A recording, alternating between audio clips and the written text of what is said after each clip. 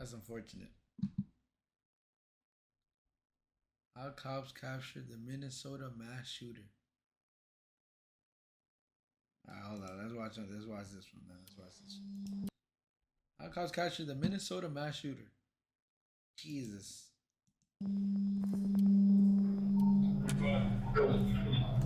Bro, ain't no way. This dude does not know he about to get pulled on by like 3 squads.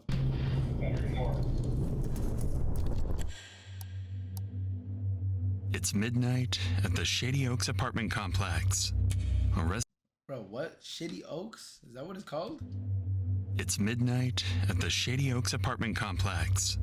A resident is walking back to his apartment when suddenly he's shot by an... What the heck? Yo, he flew. And suddenly... Did he fly or did he freaking like dodge the bullet knowing he was getting... He's shot by an unidentified man. I heard a gunshot or a firecracker. I'm not sure which one. When police rush to the scene, they're immediately faced with a barrage of gunfire targeting anyone who moves, and no idea who or how many shooters are active, all while dozens of innocent lives are at fatal risk.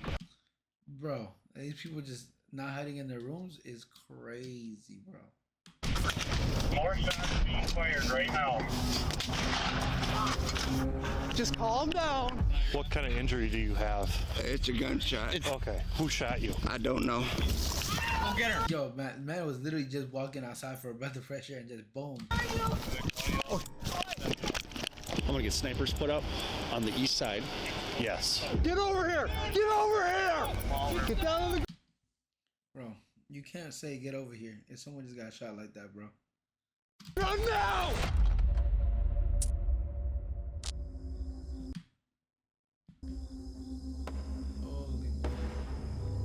At approximately 2:17 a.m. on that Sunday night, officers receive reports of gunshots near Shady Oaks apartment complex. Minutes later, Oh, bro, I thought it was Shady Oaks. It's Shady Oaks. around 2:20 a.m., first responder officer Cody Needham approaches the scene to investigate. Little does he know, the gunshot reports were part of a trap set by the shooters, and he was driving straight into it. Bro, who are they versing, bro?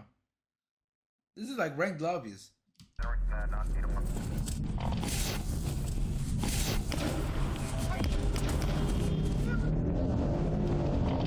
Yo, as he's pulling up, bro, basically as he's spawning in out of the battle bus, bro. I think I've been shot. Moments after I think I've been shot. That's crazy. entering the parking lot, Officer Needham is struck by a bullet as multiple shots rang out and immediately radios nearby officers for backup. I'm going to the hospital. Dispatch, let ER know I'm coming. There was a rapid... Bro, that guy taking that bullet like a freaking tank, bro. Oh yeah, I got shot. I'm gonna just drive myself to the hospital. succession of shots. Do you know where it came from? It's back by Shady Oaks. There were more shots back by Shady Oaks. Okay, we need to get a perimeter around this building. Multiple units nearby are now en route to Shady Oaks. However, the scale of police response will soon grow much larger as... Jesus Christ, bro. Imagine just like you pull up, instantly get downed out the fight. Your squad's coming in, closing in. They probably gonna get gunned down the moment they appear too. Like, bro, who are they versing, man? Officers realize the severity of the situation and the danger posed to the civilians. But for now, as backup units head towards the scene, Officer Needham speeds towards the hospital, still uncertain how severe his injuries are. I think I've been shot. Damn, bro, this dude just comes in. Bro, the fact that he's this calm is insane, by the way. Dude, this dude has been shot like 30 times. I don't know what the... Go in this room over here. While Needham receives urgent medical care, backup officer Christopher Deason and other units make their way towards Shady Oaks. Completely unaware, they're stepping into a deadly 8-hour-long standoff.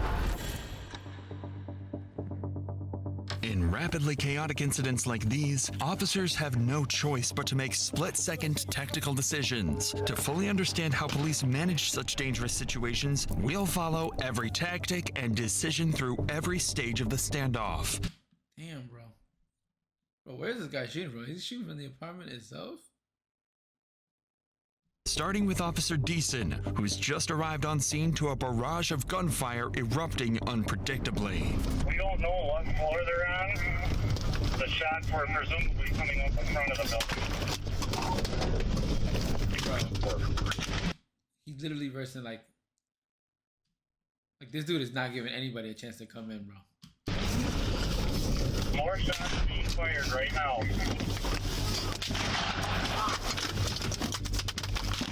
Wait.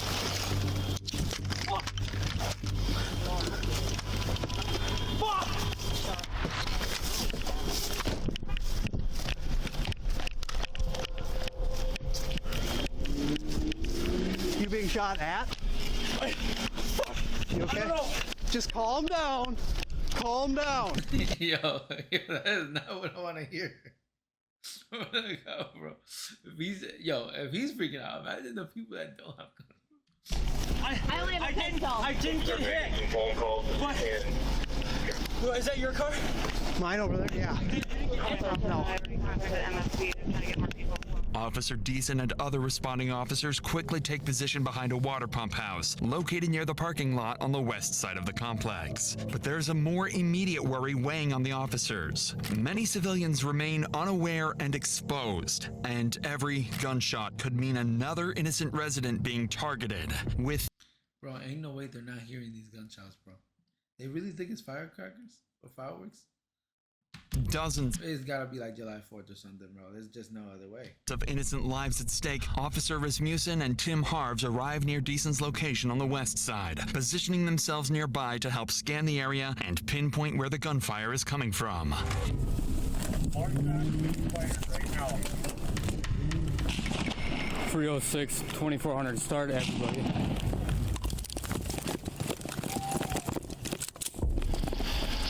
As soon as I got around the corner out here, he started shooting at me. Me and Decent pull up here. It was what, 3-4 shots? And when I Damn, bro, aimbotting them straight out the gate, man. up here before, we got shot at before. So somebody's shooting out the window of the building. Chris, can you come over here? They're shooting at any law enforcement that comes through. If we go out any further, we're going to get shot at. If this is an active shooter, we need to get a team ready. We need to probably start dealing with it.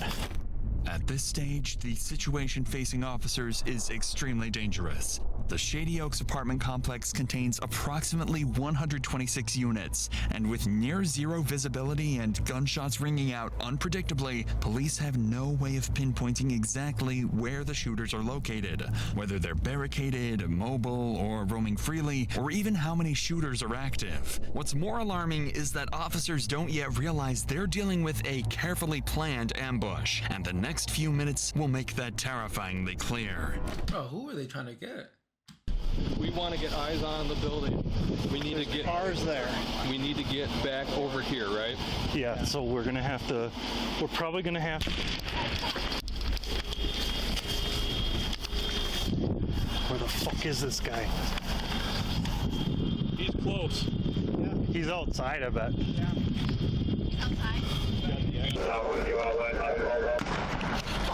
Okay. They gotta like split up and go different angles, man. He's running across! You see him? Yeah, watch it. He's running. Where?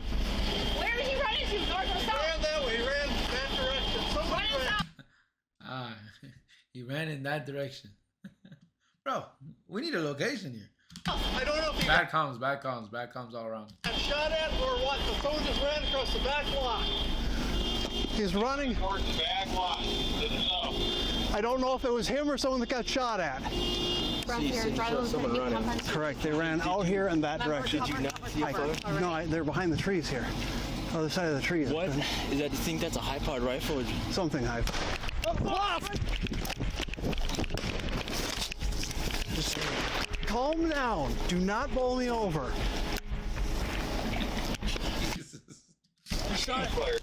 shot at this house. It's coming from the front of the building. It impacted the road on the Little Fourth. One of the shots officers just heard was aimed at a resident who stepped outside the building, completely unaware of the active threat. He was struck and immediately ran away. With danger escalating and officers still unsure how many shooters they're dealing with or even where the next shot might come from, their immediate focus shifts to two critical priorities. First, identify and engage the source of the gunfire. Second, secure the perimeter and evacuate civilians inside and outside the building to Okay, that already sounds like a disaster, bro. Like, imagine trying to get like over 100 people calm. Be like, oh, by the way, there's someone shooting up the area.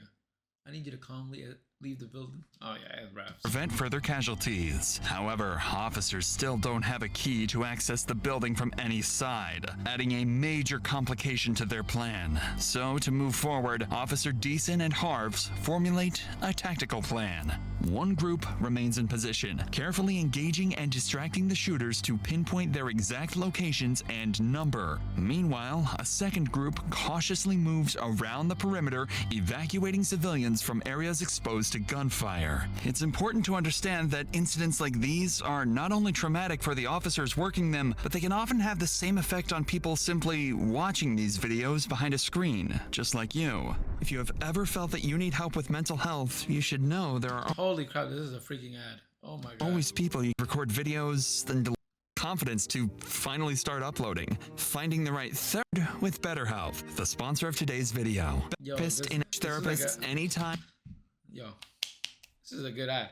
I literally didn't even know we were watching an ad. With over 90, the evacuation team is about to spread out and begin sweeping the west side of the perimeter. With the shooter's identities still unknown, they have to treat everyone they encounter as a potential threat. Yo, that's the scary part, bro.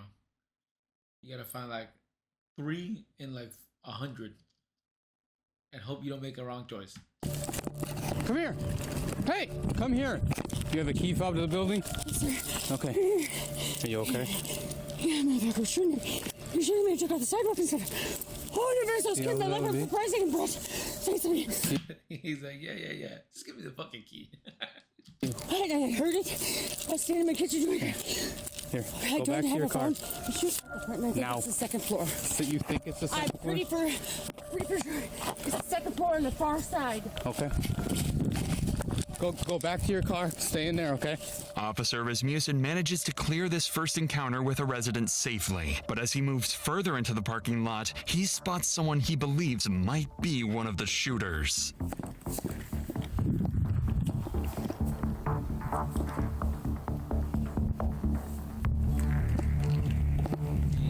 way.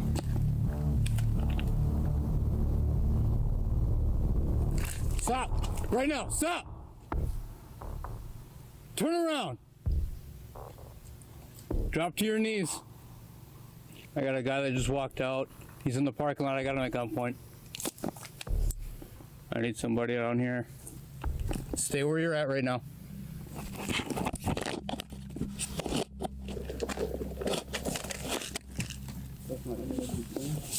Okay, we have somebody shooting from your building right now. Okay? Okay. Okay, take him. Go to him. Stop. Yo, imagine that was actually one of the shooters, bro. That would be crazy. Ma'am, come here. Come here. Come here. It's police department. Come here.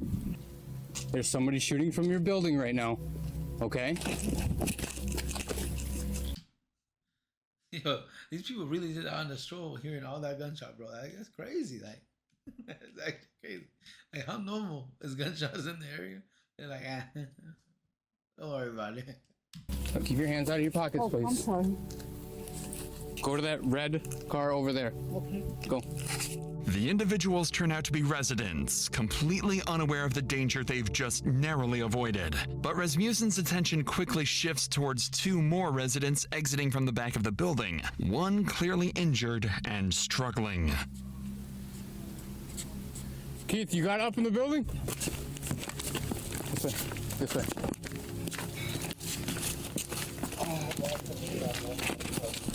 Real one, bro. He's taking the down man, bro. He's taking it to the revive station. Okay, come on. Come on.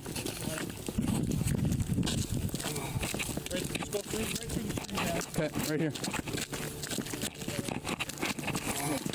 Bro, can this guy freaking move the damn thing away from the camera, bro? I can't see nothing.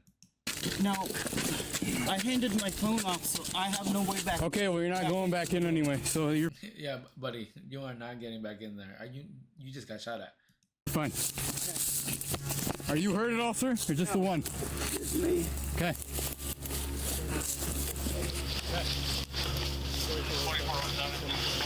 I'm right here. Okay. That light pole right there. The light. Okay. What kind of injury do you have? It's a gunshot. Okay. Yeah, I was hearing gunshots all around. What kind of injury you have, though? Just in case. Who shot you? I don't know. I come out that door we just came out of, was facing that way, and that's when I got shot. Okay. Come right over here, sir. Just hop right into the back seat on that side. One of the civilians encountered by police is Shady Oaks resident Daniel Thorpe. The same person Bro, I'm not gonna bro, has everyone here been shot before? Why is everyone just eating these bullets and be like, just a day-to-day thing? officers spotted running away earlier after being targeted by gunfire. Daniel is now the second confirmed victim following Officer Cody Needham. Unfortunately, they won't be the only casualties as the night continues. Okay. She has been hit. Get over here! Get over here! Get down on the ground now! By now, multiple SWAT teams have been requested to assist with the situation, but Daniel's close call underscores just how deadly the situation remains for the countless residents, both inside and outside the complex. Bro, why these people not going to their rooms, man? Many of them are still going about their night. Bro, how common are gunshots that these guys are just like, it's just a typical day in their life, like. Not even realizing they're in any danger. Thankfully, Officer Rasmussen gained crucial intel from the woman he encountered outside the building. According to her, the shots appeared to originate from an apartment on the front side of the building, possibly on the second floor. But most importantly, she provides the officer with a key to access the building. With dozens of innocent lives still at risk, police urgently need to devise a plan to infiltrate the building and evacuate residents before the shooters have a chance to move positions, or worse, start targeting residents door to door. If the next steps aren't executed perfectly, the consequences could be catastrophic. Hold up. Catastrophic.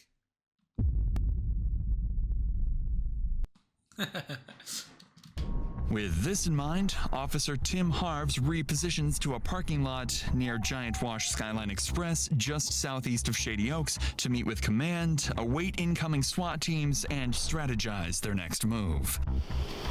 We haven't been able to get.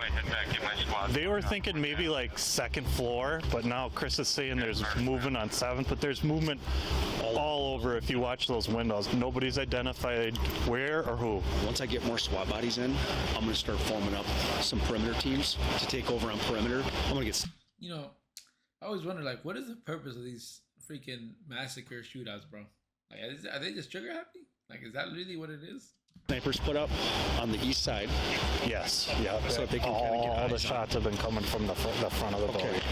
By this stage, police have gained important but conflicting information about the shooters. Witnesses indicate activity on the second floor at the front of the building, yet Officer Deason's group has reported suspicious movement higher up, possibly as high as the 7th floor. With these conflicting reports, the situation remains risky and unpredictable. So, to gain some control, multi-jurisdictional SWAT teams With these conflicting reports, the situation remains risky and unpredictable. So, to gain some control, multi-jurisdictional SWAT teams are now en route to help secure the building's perimeter, deploy snipers, and infiltrate the complex to evacuate civilians trapped inside. Alright, that sounds like a plan. Okay. In the meantime, Bro, this literally feels like a real life Call of Duty mission, like action. Officer Christopher Deason and his group continue to hold a critical position at the West End, actively scanning the building to pinpoint how many shooters they were dealing with and their locations. Damn, bro. Shots fired, shots fired. Well, it was about 10 minutes. Yep. Just moving up southwest corner. I'm sure it's literally on corner too. Correct. Correct. Some are moving towards this.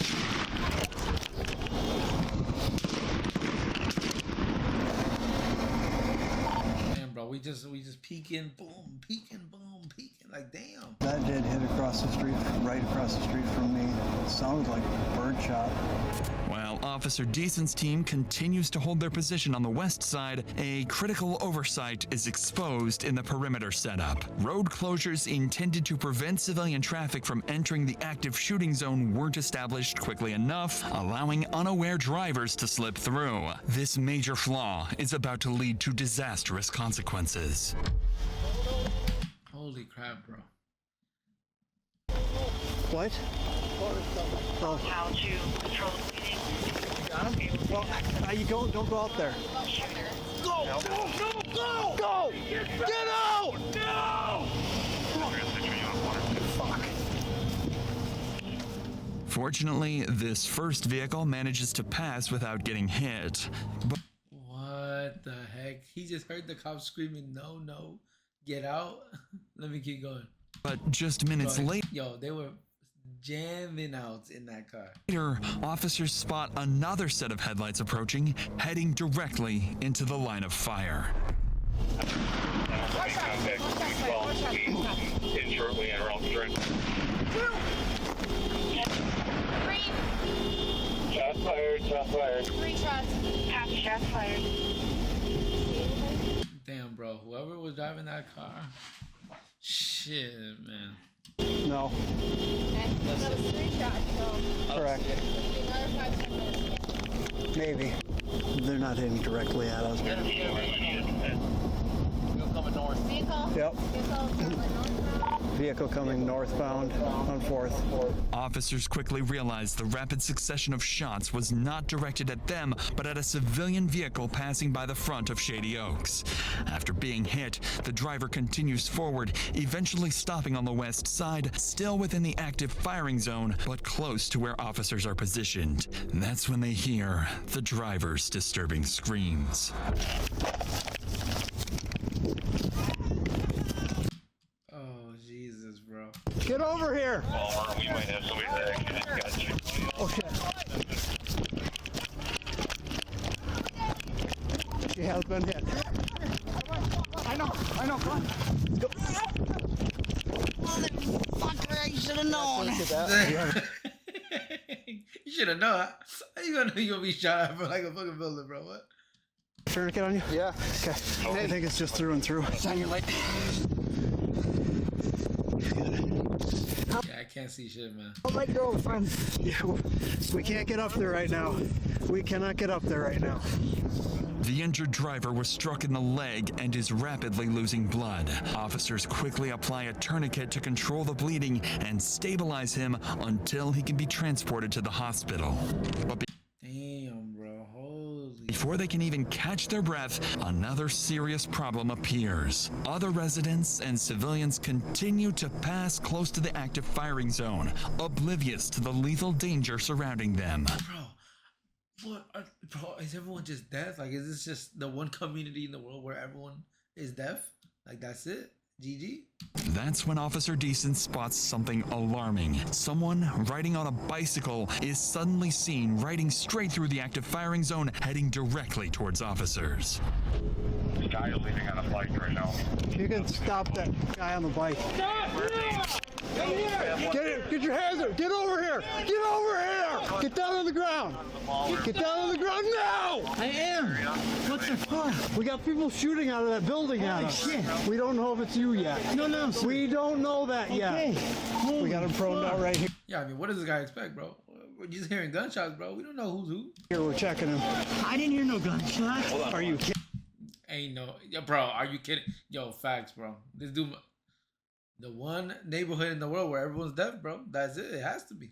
Kidding? You guys scared the fuck out of me. How do you think we feel? Well, I didn't know there was people shooting each other. What's happening over there? Get him to crawl over here. What's happening over there? Get over here. Okay, crawl. This man worrying about the wrong thing. Crawl over here.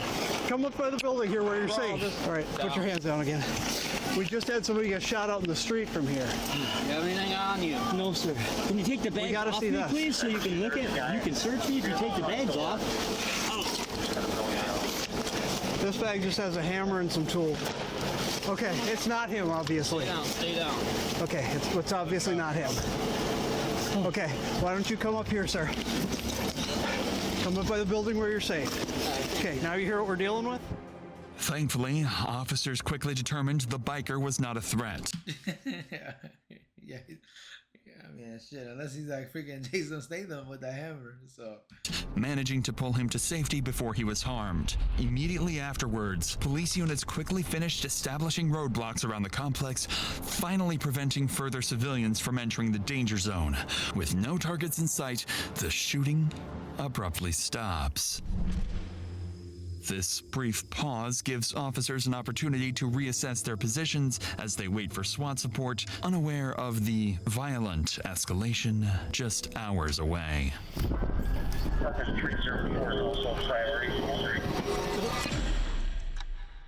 damn, bro.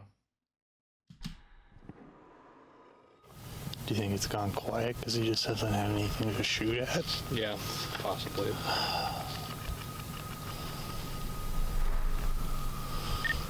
That's when you start freaking going crazy, bro. You better start going door to door. Keep them at a staging point, Keith. We have an armored vehicle on scene here. We'll be sending over, I believe. At approximately 4 a.m., SWAT armored vehicles finally arrive on the opposite side of the building, marking a critical turning point in the operation. For the first time, officers have the tactical support they need to close in and bring the shooters into custody. Yo, hey man, it only took them 10,000 years, bro. Yeah, we've got 4 individuals here now, 313. We need to get them out of here. You want to jump in with him? Yeah. All right, we're coming. Thanks for coming. Yeah. I know our team's setting up too, so we'll be over here soon. Yeah, now we gotta ram that shit into the house apartment. Pull up with the whole squad. Not what we expected. Have them fucking parachuting from the building. Yeah, no shit. With SWAT teams now on scene, a sniper unit quickly moves into position on the east side of the Shady Oaks complex, giving officers critical visibility. At the same time, entry teams on the west side prepare for their next move. It's finally time to move inside the building. Here, we'll cover you. Get up there, go one at a time, okay? I'm gonna move, right? Yep. Moving. Oh yeah, this is it, bro. This is it. 306, we're by the dumpster where you were. What's your 20?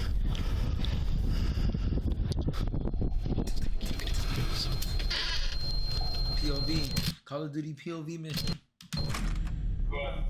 Bro. Bro. Ain't no way. Yo, it has to be the building for the deaf, bro. It has to be. This has to be the one building in the world where there's only deaf people living here.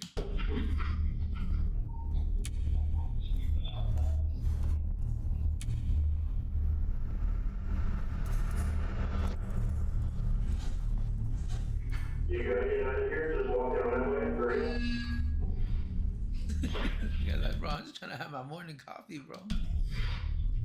After carefully evacuating ground floor residents over the next 2 hours, SWAT teams successfully secure the lower levels, ensuring the shooters have no path to escape.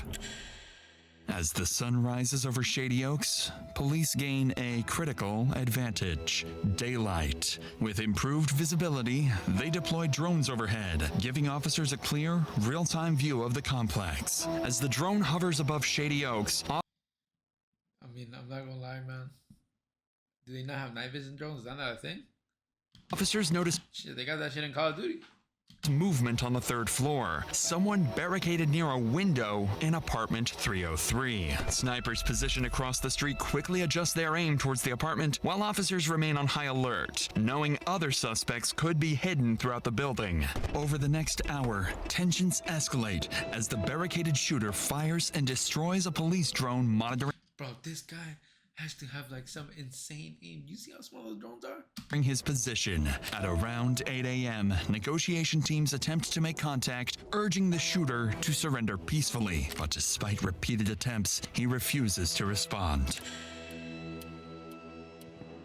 Snap, this is the final hour, the final hour. By 10 a.m., after over 8 hours of standoff and with peaceful options exhausted, an armored SWAT vehicle pulls up directly into the shooter's line of sight, preparing to launch enough tear gas canisters to saturate the entire apartment. Damn, bro. Yo, imagine the residents they didn't get to evacuate, bro. What is happening? What is all this smoke? Moments after the gas enters the apartment, the barricaded suspect moves to the window. For the first time, officers see his face. It's a young man, barely out of his teens, armed and ready to fire back. Bro, what is up with this guy? Following the shooter's reaction, a single, carefully aimed sniper shot shatters the apartment window, sending shards of glass directly into the shooter's forehead. Moments later, he appears from the window holding a towel to his face, clearly weakened and disoriented. Ain't no way. He gets hit a little bit. He's like, alright, GG's, guys. I'm FFing. I'm done. A SWAT team immediately rushes to apartment 303 to apprehend the shooter. Inside, they find him wounded but cooperative, quickly placing him into custody and escorting him out of the building. Wounded but cooperative. Damn, bro. It's like instances like this where I'm like, dude, you could have just hopped on Call of Duty, had the same experience, and would not have gone to jail. Target 304 is also priority. Squad car, sheriff did for. Double check them 45 minutes in the freezing rain. Guys are good. Get some change in the left pocket. Big ass baggy pants. Check down by his feet. Nothing on his feet. Not having your 38. Buddy, can you spread your legs real quick? I have nothing. That's crazy. He's like, alright, that's it. You caught me, bro. You caught me. You see hands pulled up at least a little bit. Yep. Ow! Fuck! My arm. You want to switch out? Bro, that's the least of your way. I would have been like, you don't get your ass in there. I can give me an IOU.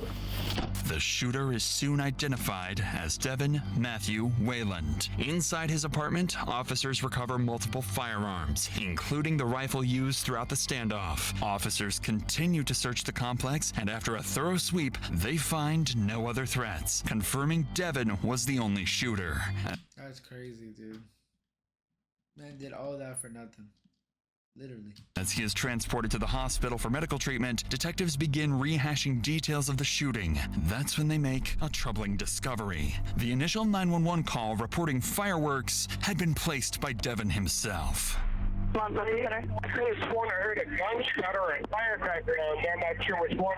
Investigators quickly realized the call was a deliberate attempt to lure responding officers directly into his line of fire. Given the calculated nature of the ambush, they suspect that Devin may not have acted alone, that he could be linked to a larger threat, perhaps associated with an extremist group or a broader violent plan. Nah, that's crazy, bro. And they only caught one person, GG. Is rap. With this in mind, detectives bring Devin straight into an interrogation room as soon as he is medically cleared, urgently seeking answers about his true motives and whether any additional attacks were placed.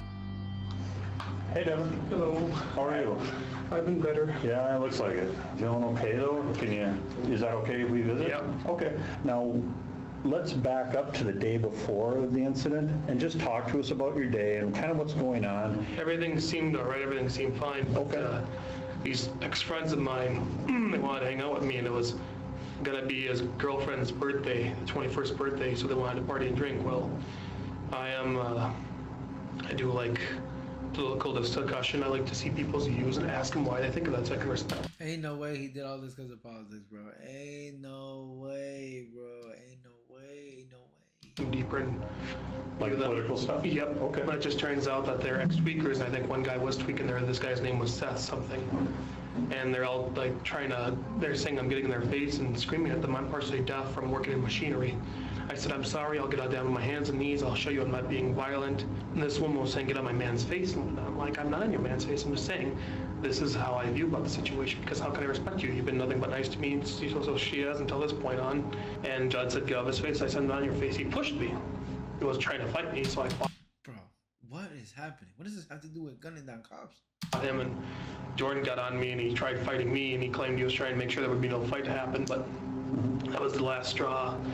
And for some reason, I felt like because no one would believe my side of the story, I had my firearms out and ready to use, just in case anything did happen, which I didn't want it to, but I had an accidental discharge in my Mosin-Nagant rifle and had one bullet for it. I'm not sure. What kind of rifle was it? Mosin-Nagant. Okay. It was a mental slip-up. I haven't been employed in a year. And my grandfather died 3 years ago. I just wanted it, and I didn't want to ever shoot a cop. That's why I surrendered. Were you aiming at anything throughout Just the 75 cars. rounds? Just the cars, trying to get the cops to come so they'd shoot me. I didn't want to shoot the cops. I didn't want to shoot anybody else. I just wanted to shoot. Hey man, for someone that's saying all that, you were suspiciously good at aiming people.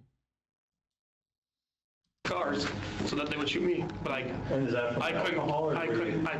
myself. It's against my own views. I would have to have somebody else me theoretically. So that's where that idea. I know it sounds really fucked up. I wanted to live. I tried telling myself this and that, but under last night's situation or ordeal, it just got too much to me too fast.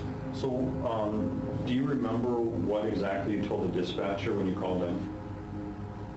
It sounded like there was a gunshot or fireworks or some type of discharge, like some type of fire shot. So if you said the word fireworks, would you mean fireworks from a gun or actually fireworks? I don't know. Did I say fireworks? Or you get you might have. I don't know if I did. Fireworks. I don't know if I did. Okay. Perhaps. Damn, bro. Unemployed, rip, bro. Always the unemployed, dude. But I get it, bro. In this economy, dude, it's hard not to be unemployed. You gotta keep your job, man. You gotta keep your job. The most striking thing about Devin's confession is his description of feeling trapped between a desperate wish to die and an inability to harm himself. A psychological state commonly known as suicide by cop, where someone intentionally provokes law enforcement into using deadly force to... I mean, he could have... Yeah, he really wanted it in his life. He could have just walked out the building shooting that gun everywhere. End their own life. Following the interrogation, detectives determined that Devin Wayland acted alone, ruling out connections to any larger extremist groups. Devin admitted to intentionally provoking police to respond with deadly force, driven by anger and humiliation after an earlier confrontation at a party. Thankfully, the 3 victims wounded in the shooting, including Officer Cody Needham, would ultimately recover from their physical injuries. When Devin's case reached trial, Oh yeah, let's see the sentence. Minnesota's Court of Appeals rejected the argument that his actions were solely driven by suicidal intent. Yo, facts, bro. He shot way too many people. Although Devin claimed that provoking police into shooting him was his primary goal, the court found his broader actions of repeatedly firing at officers and civilians to clearly indicate a deliberate intention to kill or seriously injure others. Yeah, exactly, dude. Devin's defense team argued that severe mental health issues were primarily responsible for his violent rampage, but the jury was unconvinced, finding Devin guilty of 3 counts of first-degree attempted murder and 3 counts of second-degree assault. He was sentenced to 50 years in prison. Yeah. Nice wasting your life, buddy, I guess.